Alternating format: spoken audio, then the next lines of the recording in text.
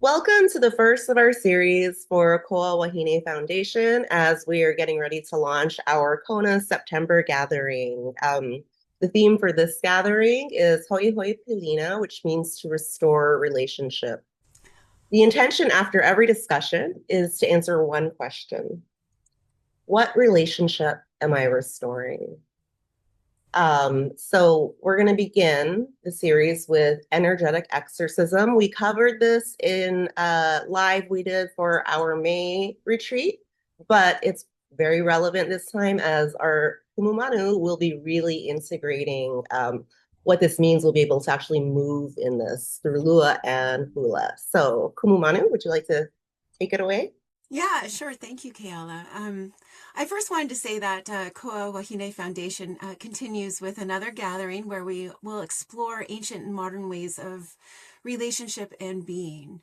And the material presented by me and other kumu of sacred traditions is well grounded in Ike Hawaii, so Hawaiian knowledge, and our contemporary synthesis of all this information based on our own education, experience, and kuleana.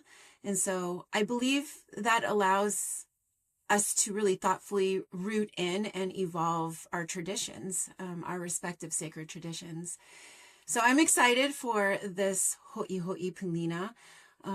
The weekend structure is going to progress from self to others, to purpose, and to legacy. So our first discussion, or not our first, but one of the discussions would be energetic exorcism, which I've coined exercism, so EXERCISM.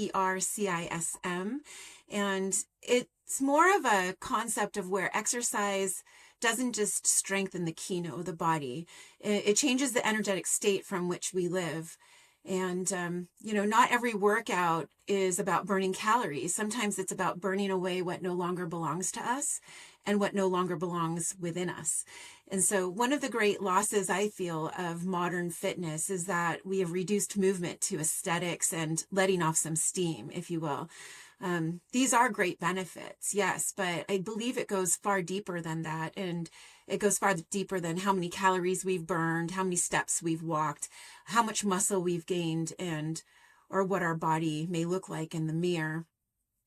I think that our ancestors would likely have asked two different questions about energetic exorcism. And that is, who have you become because you've moved? And who has been enriched because you've moved?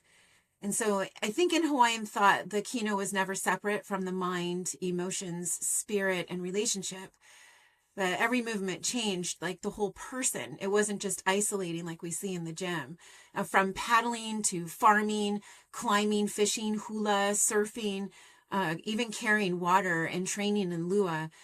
I don't believe that any of these were really looked at as exercise. I believed they were looked at as living in right relationship.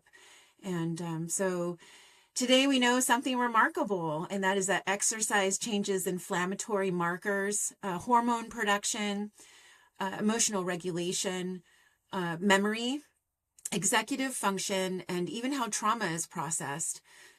Modern neuroscience is now proving and catching up to what many indigenous cultures, the Hawaiian culture included, we intuitively understood that movement changed our consciousness. So my own language went from energetic exorcism or exorcism because I believe that it's like not something that mystical that happens outside of our body, within our body, but because it reorganizes energy that's being stored within the body that may have become stagnant. So I think, I know that therapy is good, but I think we don't necessarily sometimes need another Western talk therapy session or conversation with a therapist. Very helpful. I think even more helpful is that we need to move because that allows our nervous system to become something new, to shed what we've been carrying. And I know this sounds very abstract, but until you actually move in our lua, or you move in a certain way in our sacred traditions, and you intentfully do so, it changes things. It changes things immediately within 15 to 30 seconds. you can clear energetic blocks. And I know this from personal experience. And I think, Keala, you had something to say about this too, as a personal experience. Yes, absolutely. We did hear and witness women in our retreats who, when you taught the breath work and the warrior walk, they were moved. They felt weight in ways that they had never felt before and hadn't recognized what they were doing with their own personal energy. When I mean, and that was just, 5 minutes, 10, maybe 10. It didn't feel like very long of doing the warrior walk and practicing the posture and the breath and everything, like you said, right, is very intentional. And you feel these shifts right away. So from that lesson, at our last retreat, I was inspired to buy a heavy bag. I always had one as a kid because I had two brothers growing up, and then I had two sons. So I'm like, okay, boys get heavy bags. But I really enjoyed it too. And since we moved, right, I didn't bring my heavy bag here to Hawaii with us. I got one for Mother's Day and for myself, and I started practicing the warrior walk. And we learned how to hit it with Lua. We're using our wrist, right, and the flat hand, open hands.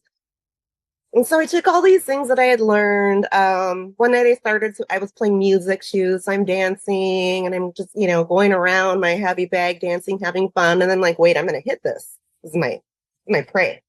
Right. And so now I'm stalking my heavy bag, dancing, and then I shifted into the warrior walk, the posture, the breath. And suddenly I could actually even hit better. Like my hits were much more impactful. Like now, I've been using wraps. I have had to ramp up to gloves, because otherwise I'm gonna hurt me. That's how much harder I could hit using these techniques. And Wahine, that was one day, one class from the weekend that I was able to take this away and use it in life. So now Kumu Manu is going to integrate actual hula and lua and showcase how to use these together. I will be bringing my heavy bag. We'll Oh, have great. gloves there for anyone who wants to try it. But yeah, so do you want to expand more on this? Like, and this shift that I experienced too, from going creatively dancing to shifting into now the intentional side. What is the left side and the right side of the brain, right? Switching hemispheres, like it's very intentional. And I know that is a wonderful exercise for people to do, to be able to shift between both sides of the brain. But yes, I'm sure you have other better words to explain this Not at all. phenomenon. You did a great job, and it's your personal experience. And sometimes, honestly, it's really, for when we work in the metaphysical, it's really difficult to find linguistics that can describe it for us because it's such a personal feeling. Like you could find different words for it to express how it works within you. And then there's people like me that have just raised with men in the martial warrior tradition, where you don't think, you just do, and eventually it just becomes innate. And then now you spend time as a master teacher trying to unwind that and trying to understand it so that you can teach it to others.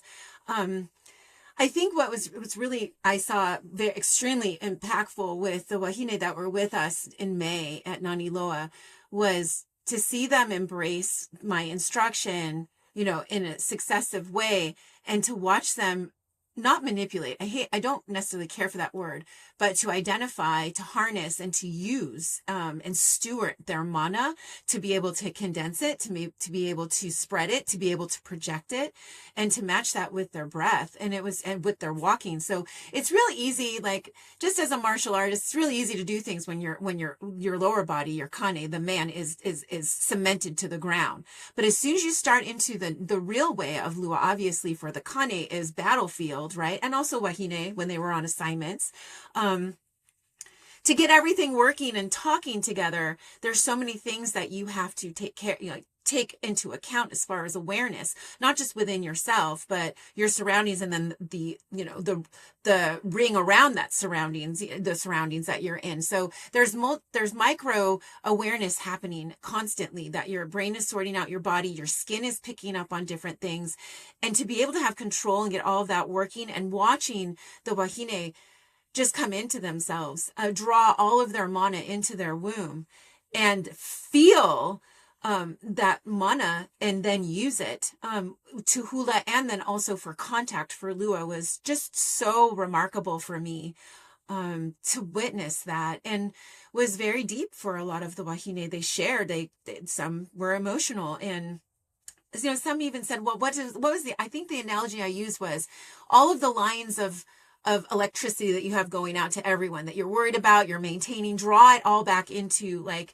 the power station. And when they drew it back into the power station, something just transformational happened. Absolutely. Yes. Things, I mean, they were saying they weren't, first of all, had never been aware about how much they had been projecting their energy, and had never, first of all, been aware of it. And second of all, pulled it back in for them, Mm, for themselves. yeah. So it's one of the wonderful things we get to learn. Yeah. And I'm excited to be able to. I've been practicing my basic hula moves so I can be a little bit more advanced when we get there. Going to be great. And it's going to be nice to move outside too, in the public. Not that people are watching us, but after the concealment, well, the ban of lua, and it went inside, and it was hidden within the hula. It's really nice to be outside in our element, with our elemental spirits, and to move in them, and connect in that way. So beautiful. I can't wait, especially where we'll be. Oh my goodness. Yes, yes, with the lua Yeah. heiau, we'll Yeah. be right in front of Oh my where God. there's a big grassy field, of course, but right in front of where we will be located for the weekend. So lucky us. We're very blessed.